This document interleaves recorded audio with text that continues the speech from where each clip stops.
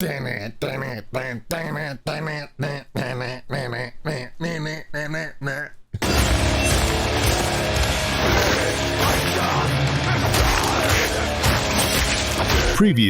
on Lost, I mean, the Kung Fu Hot Dog Show. But honestly, I think Sony, that their model is failing.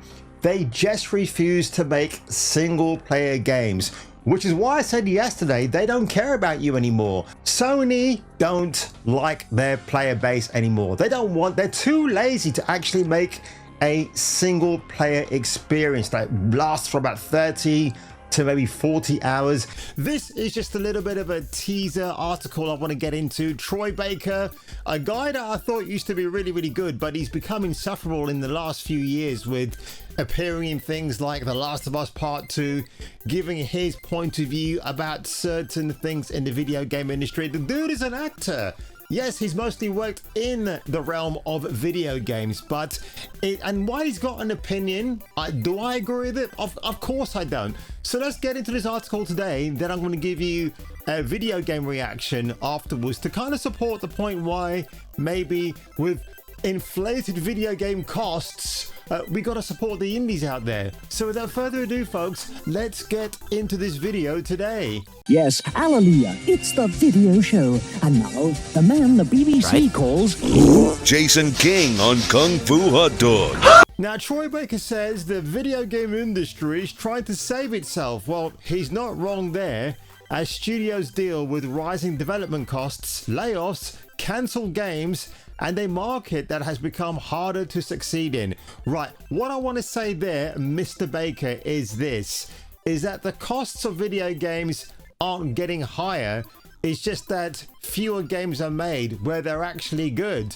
And again, when they are getting higher, it's because the studios are duping the people that are giving out the money into making a supposed game, but the final version kind of looks like this shit right here, Concord. And you're probably wondering, dude, why did you buy Concord? Well, listen, on eBay it was going for 18 as £18. It might be a collector's item. Unfortunately, the disc has already been displaced inside of this box, so I can't do much about it, in this case I should say. But that's the whole point. Troy Baker talks about live service games are the only things holding up video game studios now, and there's no such thing as fat greedy cats who are siphoning off money for themselves. And actually that's a big fat lie, because they are being controlled by, not all of the fat cats are fat. I mean, you got Strauss Zelnick as a workout bro, you had Bobby Kotick, who was a fat cat but lost all that weight.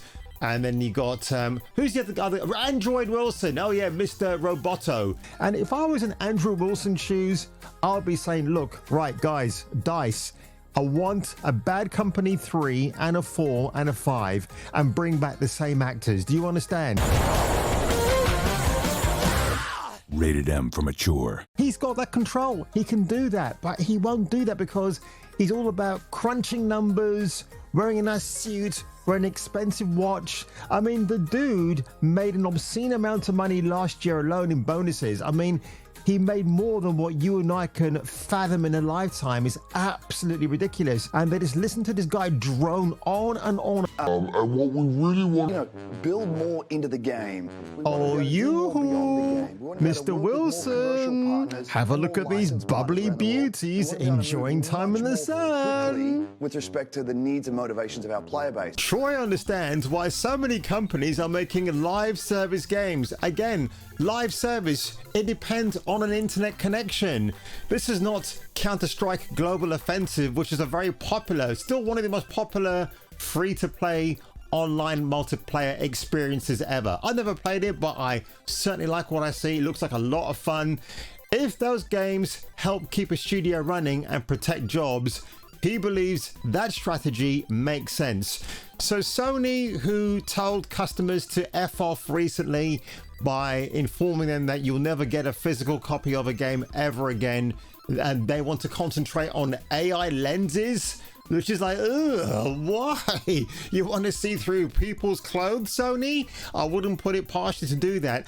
You know what? When I kind of think about the state of video gaming right now, and it is in a very turbulent place, right? You know, let's go back to games I enjoyed. Now, off the top of my head, folks, I might have to do a quick bit of editing here. I may not. You know, you've got that Wet game with Eliza Dushku's Ruby Malone. That was great fun. I think that was from 2009. You had Infamous 1 and then Infamous 2. Great games by themselves. And how much did they cost to make? Probably not as much as what today's so-called video games did. You had Infamous Second Son. Troy Baker was the lead character of that game, and I'll have to say the weakest of the Infamous trilogy. They could have done so much for that, and they didn't. Graphically, for the PlayStation 4, it was a launch title, very pretty, but didn't deliver in the way of satisfying gameplay for me. And again, look at Red Faction Guerrilla. Didn't cost a whole lot, but oh my god, one of the most fun experiences I've ever had. The Need for Speed games, when they were great back then, also great experiences to be had. You weren't too worried about how slick the cars looked in terms of graphical fidelity like Forza Horizon. You just wanted a great time. Look, I played Need for Speed Underground until 2 a.m. in the morning on the weekend when I used to work for the government just down the road from me. So that was my getaway, if you know what I mean. And if we're talking about live service games, Mr. Troy Baker, what about Fair Games by ex-Ubisoft employee Jade Raymond? We haven't heard a peep out of that, have we? Because it's doomed to fail. CGI trailer, not actual gameplay. Well, at least they were transparent in that respect. Your chance to rob the rich and rebalance the scales. But the only scales I'm interested in rebalancing, folks, are the bra cups that belong to Jill Valentine. Every live service model that's trying to emulate Fortnite or Call of Duty or even, dare I say, GTA 5 Online, they can't break that mold because they're trying and they're failing upwards, and it's just absolutely hilarious.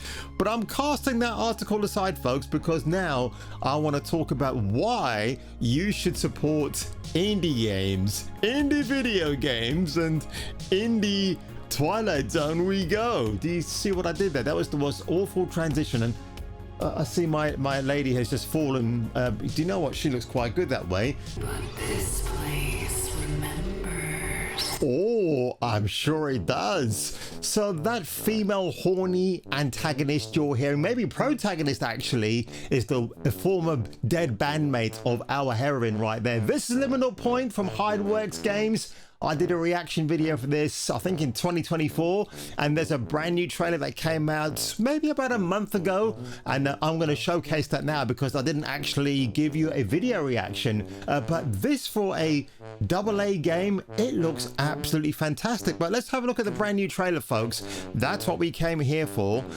So let me just give you the synopsis. This is from IGN. June the 1st, we're going to get a fresh look at Liminal Point and this new trailer for the upcoming survival horror game drawn to Ashen Point by a cryptic voicemail. Lyra, not Lyra Law, and if you know, you know, returns to the island where her band story ended in tragedy. Shrouded in fog and prowled by horrors, confront deadly creatures, explore the desolate town, so you got some Silent Hill vibes going on there, and revealing the truth behind that night that changed everything forever. Liminal Point will be available on PC, Steam, Epic, the Game Storefront, GOG, but it doesn't tell you when. So, okay, let's have a look at this trailer. And oh yeah, for a AA game and it's in 4K, I like this a lot. Let's have a good look here. Do you know what? I'm going to put myself down here.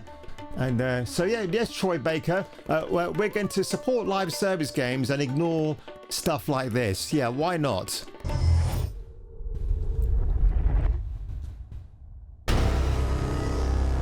Nice butt. You never should have come back. I like that gravelly male voice. That's great. Now the model here, she's like a cross between, she's like an AI cross between Claire Redfield and Jill Valentine. How do I know that? Because I sometimes muck around with those two ladies on my AI model making expeditions, and it blows my mind what I come out with. So saucy, in fact, I can't even share them on YouTube, if you get my drift. I got a message. In a bottle? Mira. She's been gone a long time. Ran when things got hard. Left the band behind. Nice. I need to know why. Why she vanished when everything was coming together. Isn't that why you're here too? Wow, man. Wow. I mean, the aerial view of her cleavage. I mean, bro, these guys at Hideworks, they know what they're doing. Did you forget what happened on that night? This place remembers.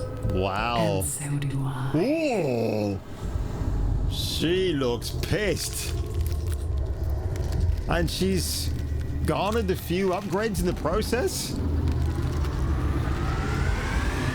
Madame Butterfly, she's not. Yes, breathe in, breathe out. Definitely breathe out more. This is not me. This is not me. This is not me. This is not me. This is not me. This is not me. Oh, wow. Holy shit. This is good. It's a real improvement from the last one. Oh, I like those interfaces they got there. That's really, really good. Holy shit.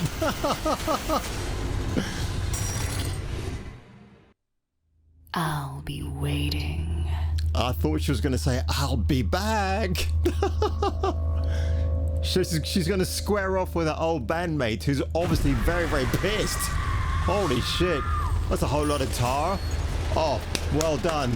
Well done, Hideworks Games. Holy shit. Oh, that shivering music at the end. Like I said, it's definitely got vibes of, oh my god, The Evil Within. I mentioned that before in my previous reaction, but that is great.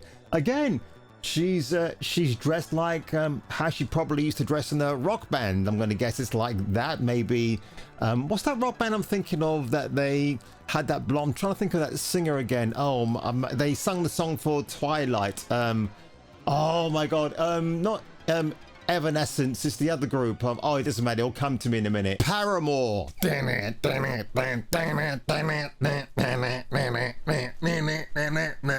It's always great to log on to SteamDB just to see what the #1 most played game is, and again, it's CSGO. Oh my god. Or should it be CSGO 2, which is always great to see. But let's type in Liminal Point. Let's see where we are with this. So Liminal Point updated 7 days ago. Where are we in terms of the Steam chart? So at the moment, oh, it's not doing great at the moment. 493 in the top wish lists. In activity wise, okay, not too bad actually. 7,106, and it's on its way to 9,200 followers. So do you know what? That's not bad at all, actually. So again, I don't know why I was saying, oh, it's not doing that greatly. No, it is actually. It's going to get more attention, more eyes on the prize, if you know what I mean. And it looks really fantastic. I'm hoping they release it around Halloween time. That would make absolute sense for them to do that. But then again, you know, we've got a certain game coming out in November that comes with no disc, by the way. But I don't think it should. Again, when it comes to indie game development teams who make games like this, they shouldn't worry too much about that. They'll get their own cult followings where they need to. But oh my god, folks, I had to make this video today, which is clocking in at 15 minutes. But Troy Baker, the man probably isn't getting much in terms of game work at the moment, although he might be involved with Neil Druckmann, you know, his best bum chum's brand new game, Intergalactic: The Heretic Prophet. I'm pretty sure he's got some kind of a a role in there, maybe, or maybe not. Oh god, can you imagine if Nolan North pops up in that game, which I doubt very much. Well, Dom the Bum on X has stated that Troy Baker has said Intergalactic the Heretic Prophet is the most ambitious thing that Neil Druckmann and Naughty Dog have ever done. It is the most ambitious thing that either of them have ever done. I've got a feeling of deja vu about that sentence. And Neil and everybody else at the studio are throwing their full weight and shit at the wall to see what sticks behind this project. Behind being the operative word. Isn't that correct, Dom the Bum?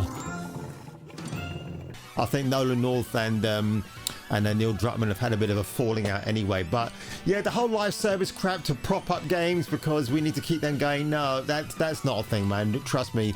Live service will have a quicker, satisfying death more than if video game companies just got up, started making a game and making them at a low budget and just making a big profit margin on the way back in. Just do that. Graphic cards and everything else. Yeah, the engines have got more expensive, but the whole point is games really, when you look at it, aren't that expensive to make.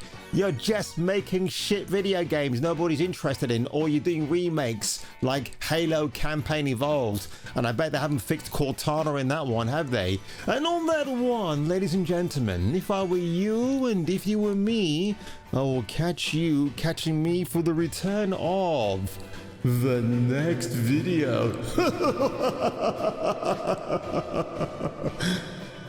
Was that scary enough for you? Tune in next time, Space Freaks, and hear your doobry go ping in the next gripping installment of Kung Fu Hot Dog. Ooh, makes me want to dance!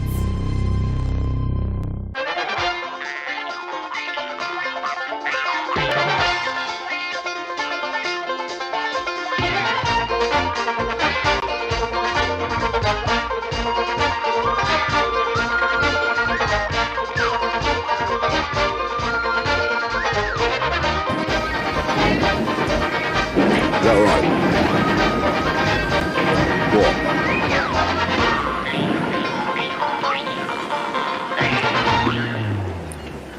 What's that?